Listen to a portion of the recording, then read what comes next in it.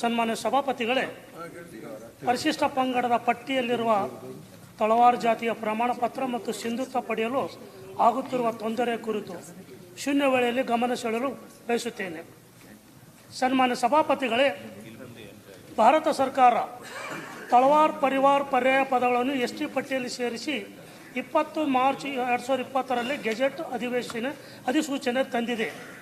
ಆದರೆ ಕೇಂದ್ರ ಸರ್ಕಾರದ ಗೆಜೆಟ್ ಆಧಾರದ ಮೇಲೆ ಅಟಲ್ಜಿ ಜನಸ್ನೇಹಿ ಕೇಂದ್ರಗಳಲ್ಲಿನ ತಂತ್ರಾಂಶಗಳಲ್ಲಿ ಪರಿಶಿಷ್ಟ ಪಂಗಡ ಪಟ್ಟಿ ಕ್ರಮ ಸಂಖ್ಯೆ 38ರಲ್ಲಿ ಸೇರಿಸಬೇಕಾದ ಒಂದೇ ತಳವಾರ ಜಾತಿಯನ್ನು 3 ತಳವಾರ 3 ಪರಿವಾರ ಅಂದರೆ ಕ್ರಮ ಸಂಖ್ಯೆ 451 ನಾಯಕಡ ತಳವಾರ್ ಮತ್ತು ಪರಿವಾರ, ಕ್ರಮ ಸಂಖ್ಯೆ 456 ನಾಯಕ ಪರಿವಾರ್ ಮತ್ತು ತಳವಾರ, ಕ್ರಮ ಸಂಖ್ಯೆ 458 ನಾಯಕ ತಳವಾರ್ ಎಂದು ಸೇರಿಸಲಾಗಿದೆ.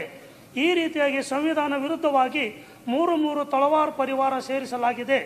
2002ರ ಮಾರ್ಚ್ 30ರಂದು ಹಿಂದುಳಿದ ವರ್ಗಗಳ ಮೀಸಲಾತಿ ಪಟ್ಟಿಯಲ್ಲಿನ ಕ್ರಮ ಸಂಖ್ಯೆ 334ರಲ್ಲಿರುವ ತಳವಾರ್ ಬೋಯ ಎಂಬ ಜಾತಿ ಯಾವುದೇ ಗೆಜೆಟ್ ಆದೇಶದಲ್ಲಿ ಇಲ್ಲದೇ ಇದ್ದರೂ ಅದನ್ನು ಮುಂದುವರಿಸಿಕೊಂಡು ಬರುವ ಮೂಲಕ ತಳವಾರ್ ಸಮಾಜಕ್ಕೆ ಅನ್ಯಾಯ ಮಾಡಲಾಗುತ್ತಿದೆ.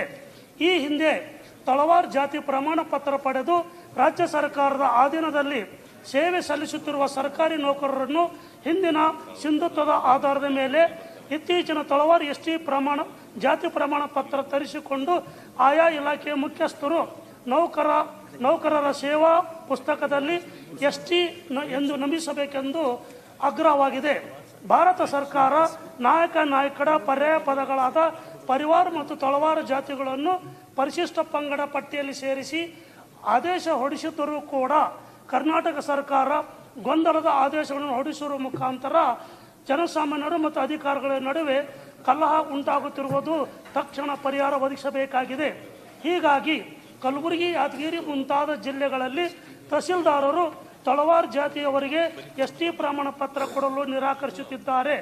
ಆದ್ದರಿಂದ ಇತ್ತೀಚೆಗೆ ತಳವಾರ್ ಪರಿಶಿಷ್ಟ ಪಂಗಡ ಪ್ರಮಾಣ ಪತ್ರ ತೆಗೆದುಕೊಂಡು ಸರ್ಕಾರಿ ನೌಕರಿ ಪಡೆದುಕೊಂಡಿರುವವರಿಗೆ ತಕ್ಷಣವೇ ಅವರಿಗೆ ಸಿಂಧುತ್ವ ಒದಗಿಸಬೇಕು.